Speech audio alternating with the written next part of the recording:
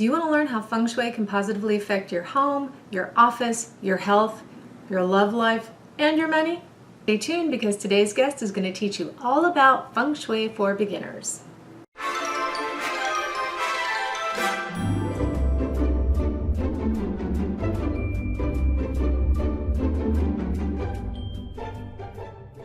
Remember to subscribe for free information every week to help you create a happy and healthy life. Lisa Ystrom is a certified Feng Shui consultant and Red Ribbon professional member of the International Feng Shui Guild. She has 3 certifications, having studied under Karen Rao Carter, author of the best-selling book Move Your Stuff, Change Your Life, and James and Helen Jay, 2 of the founding members of the International Feng Shui Guild and co-owners of Feng Shui Designs, and studied under Dana Claudette from Tao of Dana. Lisa loves to help people make their space the best it can be and improve their lives by applying Feng Shui principles. She loves to help people understand the importance of their physical surroundings and create spaces that support them and set them up for success. Her motto is, enhance your space, transform your life. Her mission is to make Feng Shui less mysterious and more user-friendly and fun. When your Feng Shui is flowing, the possibilities are endless.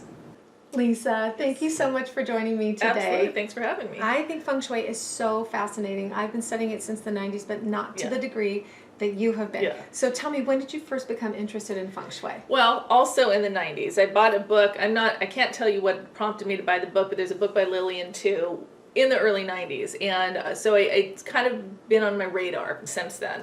But then, knew about it and then didn't really do anything about it. And then a few years ago, I was at an event and I plunked my purse down on the floor. And a woman's running, no, don't put your purse on the floor, it's bad luck. So something made me Google that, and ends up as a Chinese proverb, purse on floor, money out the door. Oh, repeat that. There's repeating. Purse on floor, money out the door. So, and it's all about when, our purses are the vessels that carry our wallets, that carry our money through our world. So when we throw things on the floor, we don't throw things on the floor that we respect.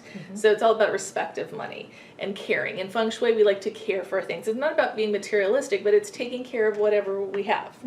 And so I kept spreading that information to people. And a girl came up to me one day and she's like, that's a Feng Shui thing. And have you ever heard of this book called Move Your Stuff, Change Your Life by Karen Rao Carter? I had not, but I went home that day and ordered it on Amazon, because I ordered my life on Amazon. Who does? And that was really kind of the beginning of my official journey. And I ended up getting certified from her about a year and a half later. She had a program, and I just absolutely love it. Like you said, I think it's completely fascinating. So what do you love about it?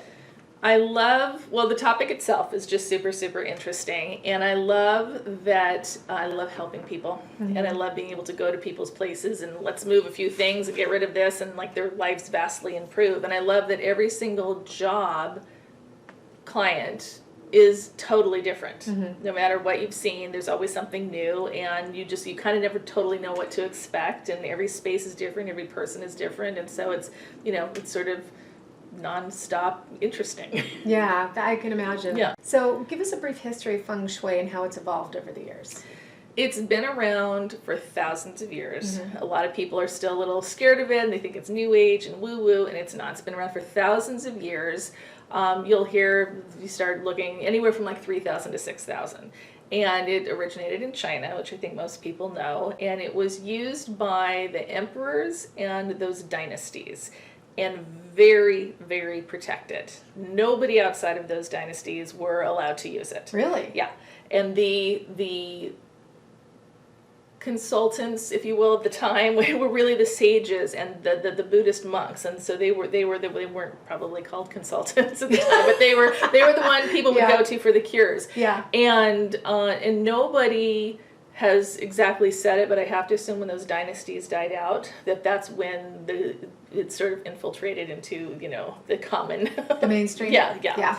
But it's been around for thousands of years. Amazing. And then also there are different schools of Feng Shui, because you'd think Feng Shui is Feng Shui, but the very traditional, really stemming from China, is more, the two main umbrellas are compass school and sort of a non-compass school. And so I practice a more westernized version. So I'm not needing to take into consideration that a front door or headboard is facing north, south, east, or west. Okay. And they also bring in the Chinese astrology into it.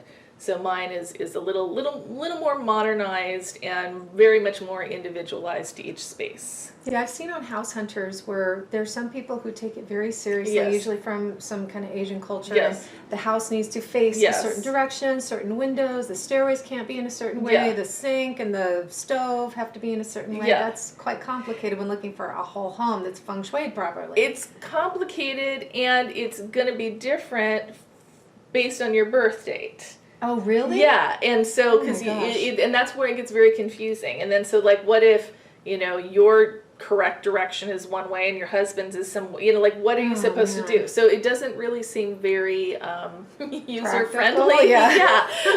So, and not that it doesn't work. It's been around for thousands of years. It's just, when I was learning, that's not the information I was attracting. So this is more simplified, westernized, and well, how can feng shui positively affect our lives?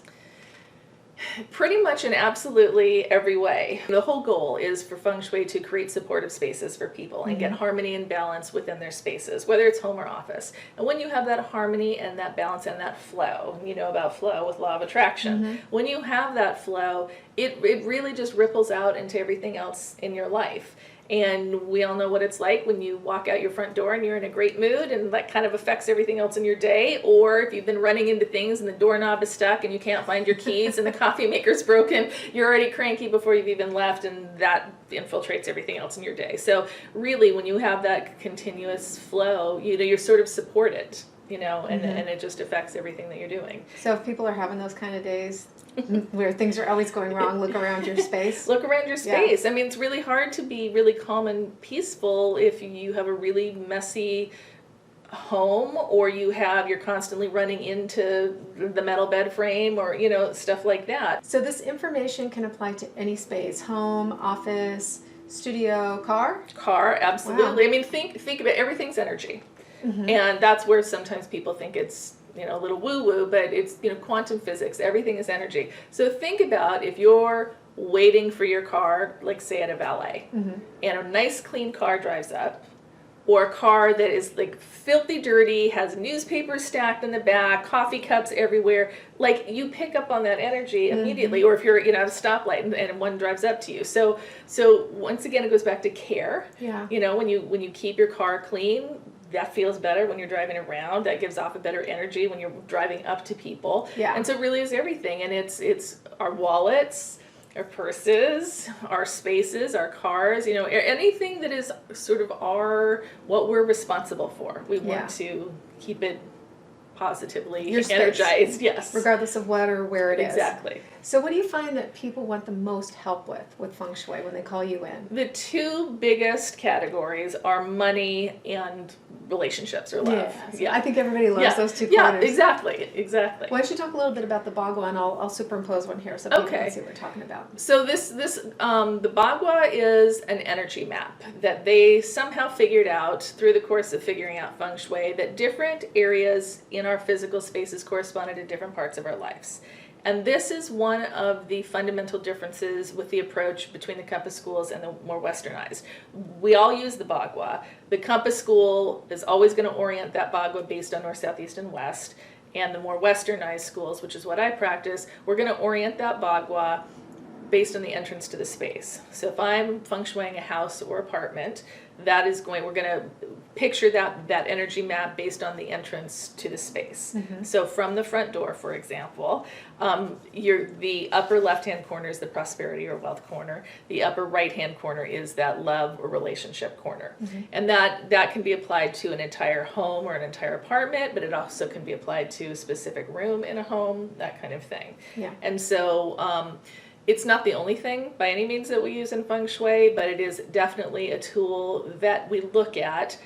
If somebody's, their main things they want to look, at their wealth, then we're going to look at that wealth corner and kind of see what's going on and evaluate from there. I remember one of the things that I'd heard before we had our consultation, but you touched on it as well, just in the bathroom, the toilet seat should be down, correct? That's one general thing I've heard about the bathroom. It's a general rule, but I want to preface it with, If it works, don't fix it. Okay. So I'm sure there are billionaires that leave their toilet seats up and their bathroom doors open and their sinks and drains uncovered or not closed. But those people are not reaching out to me. Okay, yeah, that makes sense. So when people are reaching out to me and prosperity is or kind of anything that they're wanting to work on, we're going to see where those bathrooms are placed in a house. So if a bathroom is in the prosperity corner, one of the general cures that we do or suggest is to, keep that toilet seat covered, sinks or drains closed, bathroom door shut. Indoor plumbing did not exist when feng shui first was being figured out. So now we're not going to give up our indoor plumbing. Nobody's ever suggesting that, but now we want to deal with it because it's drains. It's literally draining away from your property. Okay. And that kind of leads me to the thing I wanted to ask you. It seems like some people intuitively feng shui their homes just by placing things in a way that makes them happy or feel good. Is that still kind of an informal way of using feng shui? Yeah, I mean, if a person's totally happy and their space, supports them and they love, because your home, whether it's a studio apartment or a mansion, your home should be your sanctuary. And if you walk into it and you feel wonderful and then everything is going great in your life, then we don't touch a thing, And so if it feels really good to you, chances are it's got some good feng shui going. Yeah. So what's the biggest feng shui mistake that you see people making? Generally speaking, I would say clutter. Clutter is, I talked about everything being energy, and clutter is one of the most stagnant energies that people can have in their space. But I would say that's just generally speaking, that's sort of feng shui 101. Sometimes we can't even feng shui a space or give sort of enhancements or cures until the person has decluttered their space. It depends on how much. Well, one thing that I wanted to bring up, when I was caring for my mom, she's a Depression era pack rat. And her motto was, we might need that one day. Yep. And when I first moved home after my dad died and asked me to move in, I couldn't stand all the clutter. And I later found out that my brother was getting it from both sides. I was calling him going, oh my God, it's so clutter, I can't stand it. And Mom was calling him going, oh my God, Dad's trying to throw everything away. But when dementia started to kick in, I knew that the clutter contributed to that confusion in her mind. There's a relatively new branch of science. I mean, it's been around for a while, but called epigenetics. Yes, I love Bruce Lipton and Dr. Joe Dispenza. And so we're really finding that our environments are affecting us down to our cells. And so that would not be a supportive environment for somebody with dementia to have a bunch of clutter around. Yeah. When you're cleaning stuff out, especially if someone has passed away, the sentimental aspect of things, talk about that for a minute. I would say save the sentimental for last. That's a very individualized, personalized thing. And, as you're decluttering, you can kind of have yes, no, maybe piles. And keep the sentimental till you've dealt with everything else, because they really, so many of them, we were talking about like maybe photos or home movies, like I have a bunch of that. You can't replace that stuff. Yeah. It's one thing to get rid of, you can buy new dishes or whatever, but when it's really personal things, I don't think it's the worst thing to hang on to, and you have to be ready to get rid of it when you're ready. I don't care what any feng shui person says, you have to be okay with that. But if something you love and you want to keep it, that's okay. Absolutely. Right? If you love it, which is a huge point, if you love it, it stays. Yeah. Well, I have a rocking chair that's been in my family. My mom was rocked in it. My brother and I were rocked in it. My nieces were rocked in it. My niece's daughter was rocked in it just here. And I love it. My big Mickey Mouse sits in it. And, it's all that. Your house. You love it. It stays. Okay, thank you. Okay, so along those lines, this is something that I learned from you, and I'll get into my experience of you feng shuiing my house in a minute. We're also going to look at some examples of great and not great feng shui. Okay. But first, I wanted to ask you, if you have someone's ashes in your home. The thing is that, generally speaking, people, when they're reaching out to feng shui their space, they're wanting thriving lives. And everything is energy.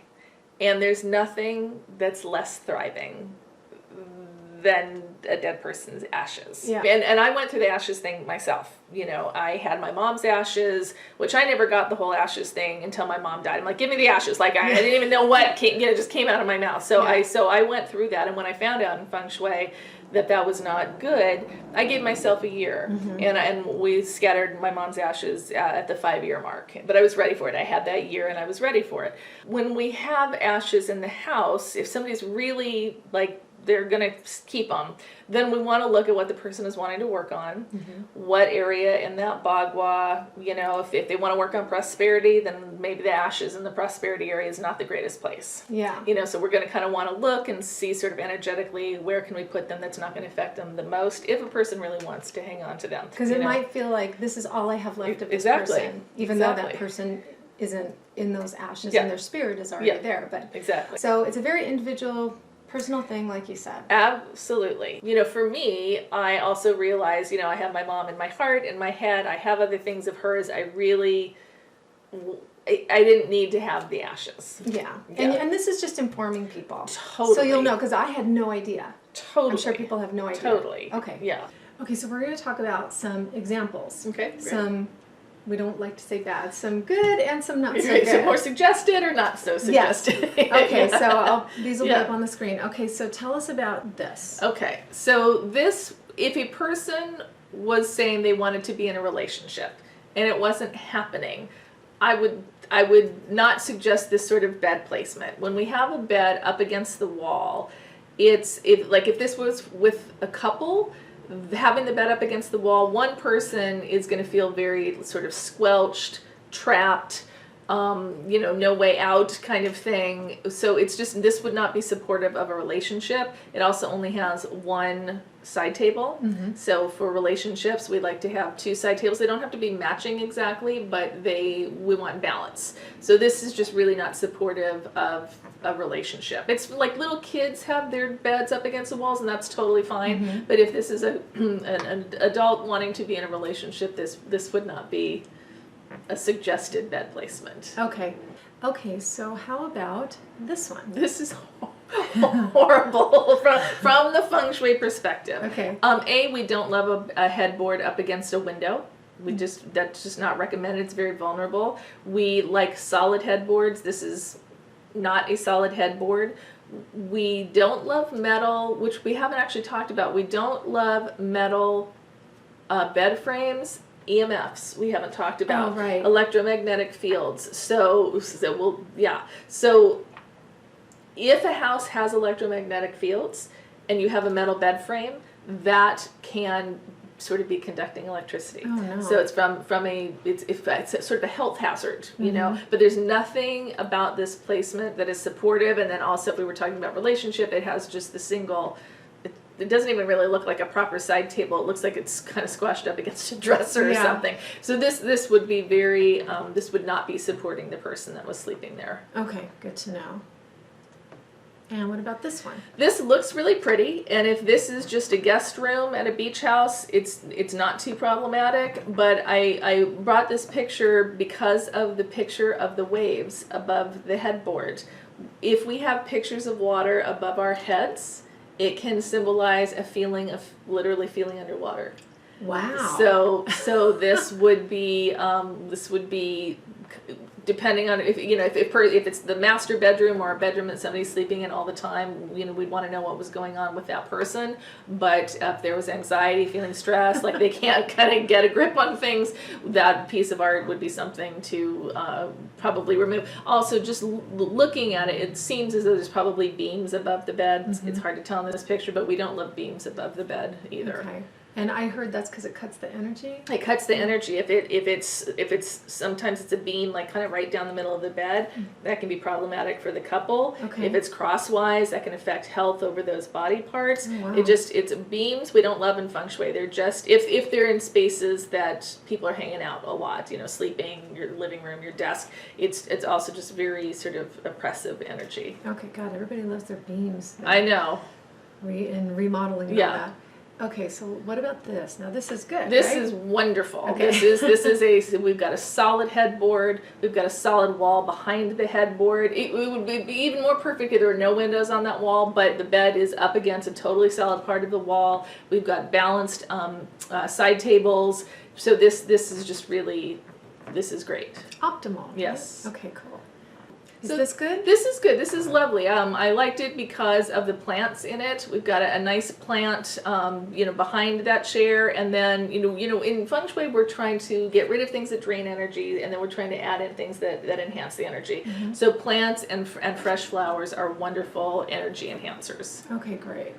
And plants, again, in a bathroom are great in bathrooms. We kind of want to counteract that downward energy of where the water drains, and plants, sort of are that up energy, and we, bathrooms usually have a lot of water, so the plants kind of sort of drink up that water. Okay. Oh, great. Yeah, okay. and it's just so nice and clean. Okay, now tell us about desks and offices.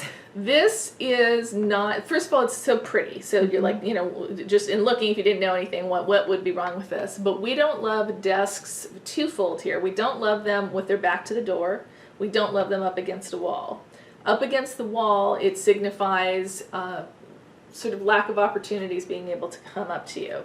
Back to the door is very vulnerable.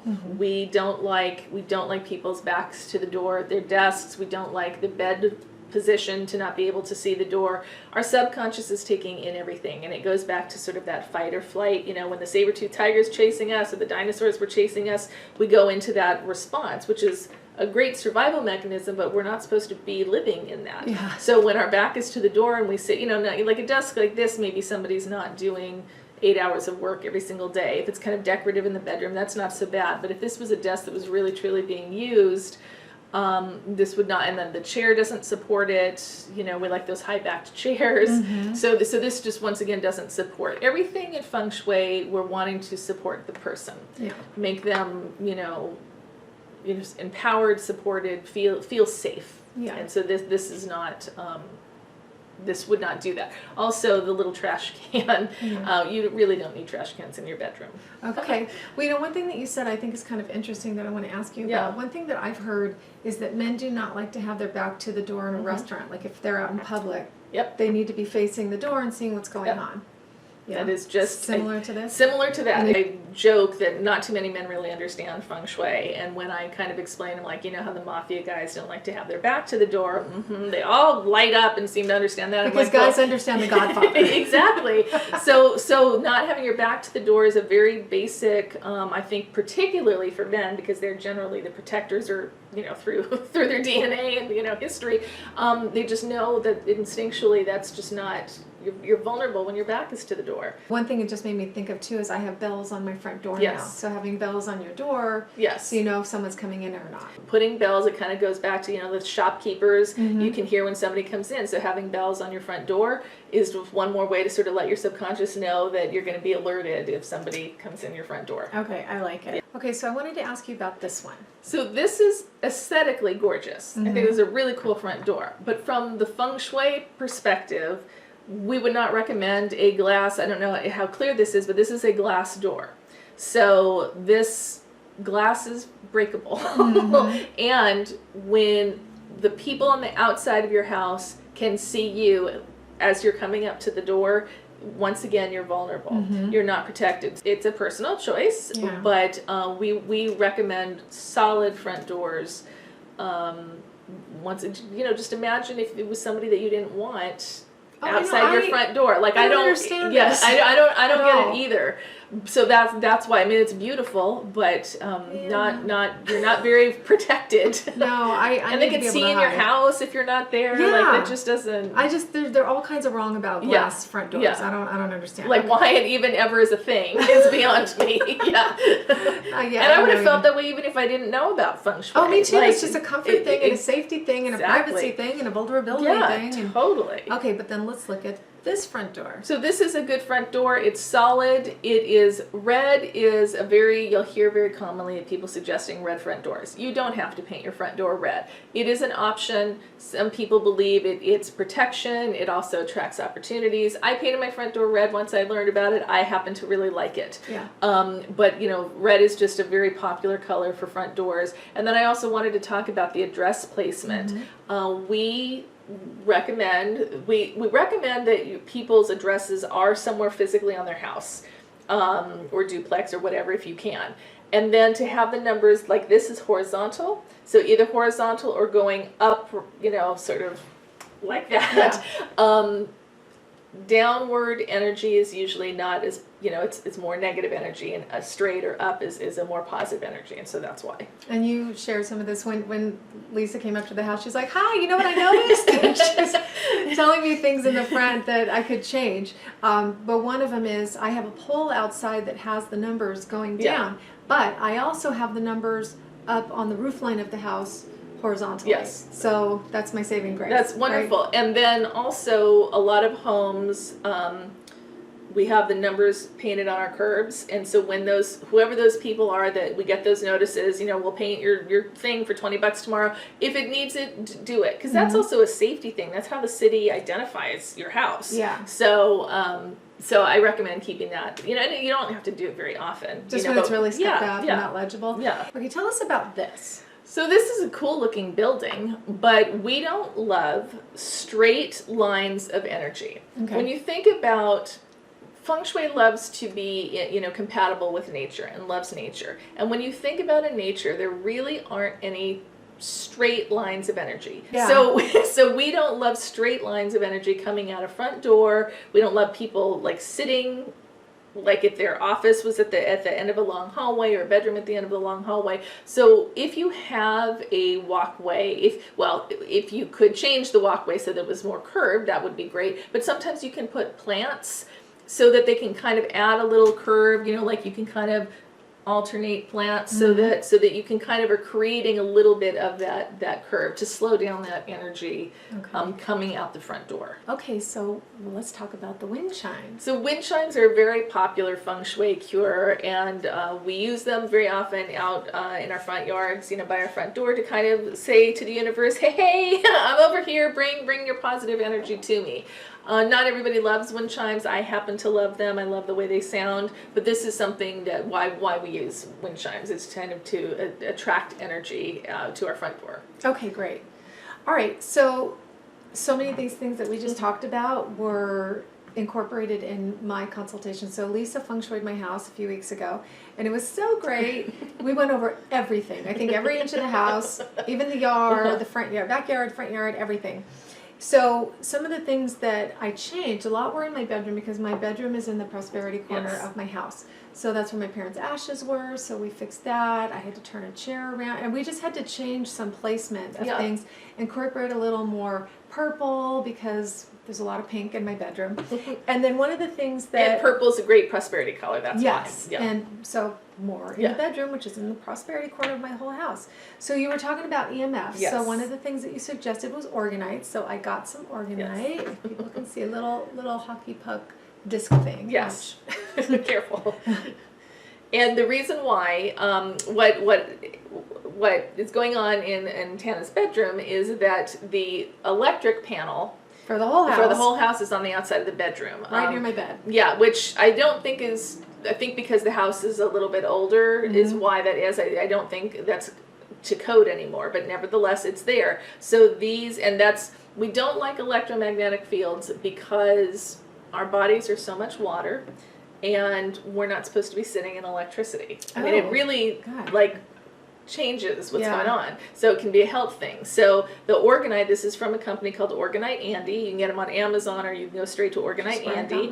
And it's got, I don't remember what else is in there, but he's combined other things, and these mitigate the electromagnetic fields. Yes. So you can email him and ask him. I remember that I asked specifically for this house, and I don't remember what the number was, but he'll tell you how many you need, for that. And so the whole point of this is it's got crystal in it, and the Organite, and it helps mitigate and protect you from these electromagnetic fields. Okay, and my bed is on a diagonal, and that's okay. That's okay. The only thing about that is that we wanted to fill in the space. That there's a pocket of space between the diagonal and the wall when you have it on a diagonal. So we want to do something to kind of fill in that space in that diagonal. And we did. Yeah. We put some wood in there, because tell me some of the elements that are good for attracting prosperity. We already talked about the color purple and red, right? But what elements? So very quickly, we have 5 elements that we deal with in Feng Shui, which also I meant to say when we're talking about the history, Feng Shui and acupuncture stem from the same place. So just as you're putting needles in the body and opening up energy and getting positive energy to flow, and flowing energy is healing energy. You're kind of doing that with the space. You're not putting needles in anything, but you're unblocking energy, and so that positive energy. So both in acupuncture and Chinese medicine and feng shui, we deal with the 5 elements. So it's water, wood, fire, earth, and metal. So in that Bagua, each of those 9 areas, there are elements that support or deplete those areas. So in that prosperity corner, once again, the upper left hand 1/9 of a space, wood is the element that supports that. So that's why we put the wooden table behind the bed and add anything. And besides the literal element of wood, like the color green represents it, tall columnar things represent it. So there are other things that we can do as well. Okay, and one thing I learned, because when I think of wood, I would think maybe a plant because of the stem, but plants are not optimal.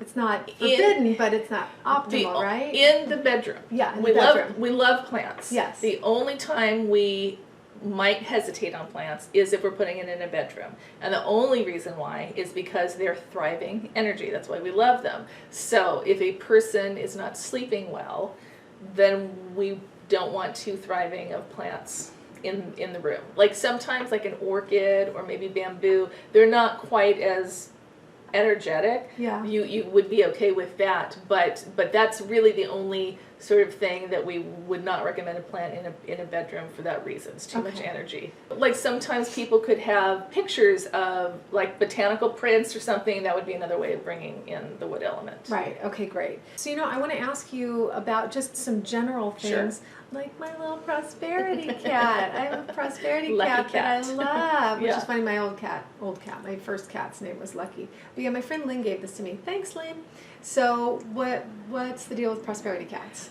They kind of are more of the traditional feng shui. The kind of feng shui that I practice doesn't bring in a lot of these symbols. If this means something to a person and they love it, then they should use it. But not specifically because a feng shui book or blog said so. There's a lot of those symbols, the lucky cat, and I actually have a lucky cat in my entry, which when I was kind of learning, I'm like, oh, I like it, it's fun, before I really, had studied it. There's like 3-legged toads or some of the Chinese gods. There's a whole bunch of things, and if they resonate with you, for sure. Now here's the other thing, and I think that you've talked about this before. What if it's broken? What if you have something broken that you love? Okay. We don't love broken things in feng shui. Okay. We have a saying, if it's broke, you're broke. Oh. If you're saying, Lisa, I want to work on my prosperity, things kind of aren't working, and we look at something that represents prosperity and it's broken, we would look at that. Okay. Maybe you do like a little fix, maybe put some red tape over where it is.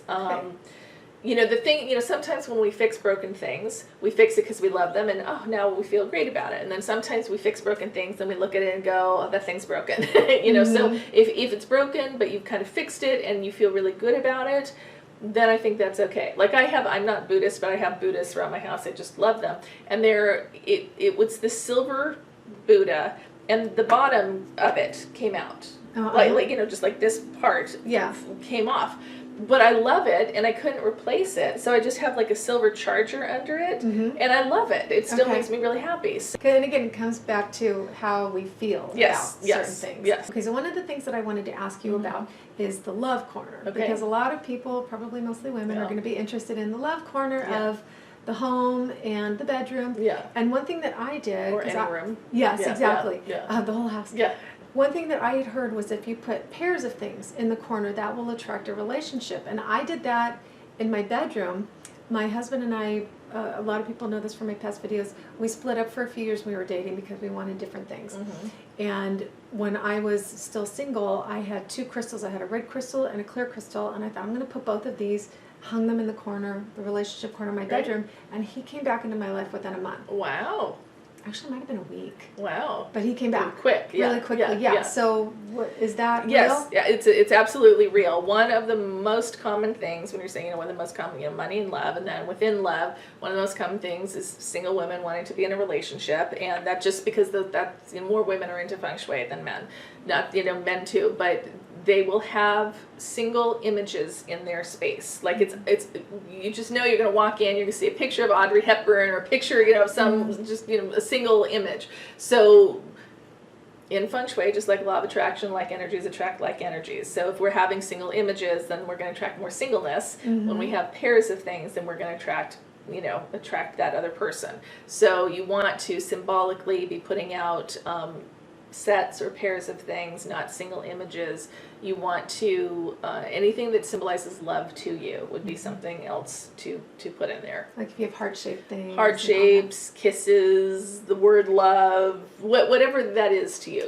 A famous, artwork is Gustav Klimt's The Kiss. Oh, right. Or Rodin's sculpture, stuff like that. Yeah. Okay, great. Yeah. Those are great suggestions. Yeah. And you can do that in the relationship corner of every room. Yeah, you can do it in the corner of your home or apartment. If you want, you can do it in the relationship corner of any specific room as well. Okay. Yes. I think a lot of women are going to be going out and buying pairs of things. Exactly. Like, what's my artwork in my bedroom?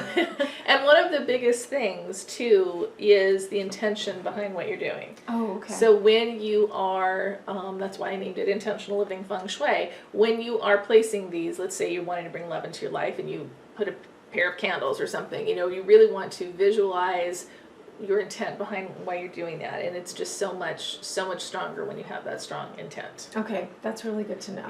Yeah. What is one easy thing that someone can do to shift the energy in their house quickly?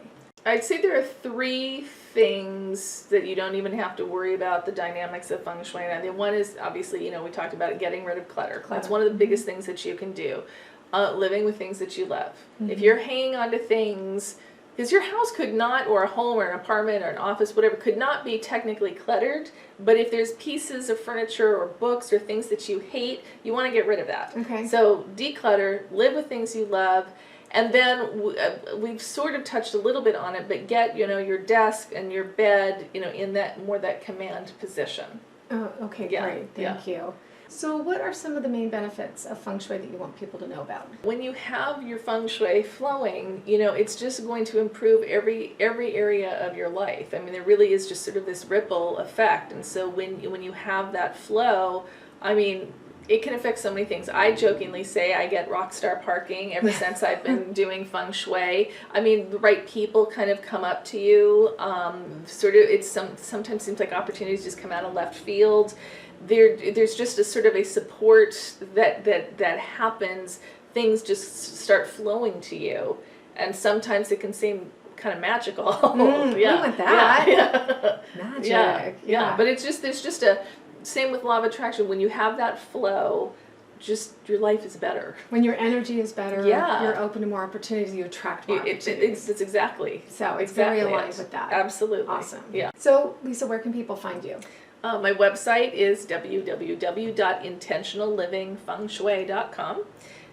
And you have a free gift on your website, if you go to my website, I think it pops up right when you get there. If you sign up, you get a free PDF of 10 ways to apply Feng Shui to your life right now. Really easy stuff. And then also on the website, if you go to the resources page, you can download a Bagua. Okay, cool. A Bagua map, so you can kind of understand where all those different places are. And you can start to use it in your home right now. Yes. So if you want to get your home Feng Shui'd, contact Lisa because she's awesome, and you can also do it remotely, correct? Yes. When I hired a Feng Shui consultant before I ever even thought about getting certified, it ended up that she lived in Florida, and so I took pictures, sent her my floor plan and pictures, and we did it over the phone. And it can absolutely be done over the phone or Skype or FaceTime, any of that. So you don't have to. I'm in Los Angeles, but you don't have to be in Los Angeles to get a consultation. Okay, good. Yeah. So anybody, contact her. So I'm going to leave the link to Lisa's website and for her free gift in the description below. So I hope you all are enjoying the interviews that I'm doing now. It's been so fun having Lisa here. Just a reminder, for the best information about law of attraction and holistic living, remember to subscribe to my channel and hit the bell to be notified every time I post a new video. Lisa, thank you so much for being here. This was so interesting and informative and fun. Thank you. Thank you. Thank you all for joining us. Have a great weekend, and I'll see you next time. You looked like you were going to say something. I was, and I forgot what it was. Okay, well, mail's here. Hold on. Oh, wait, still delivering. Hold on. Are we done? I think so. I thought I. Okay, then we're done. Okay. didn't want to do it when you were mid. Okay. I know, I was kind of doing the same. Never mind.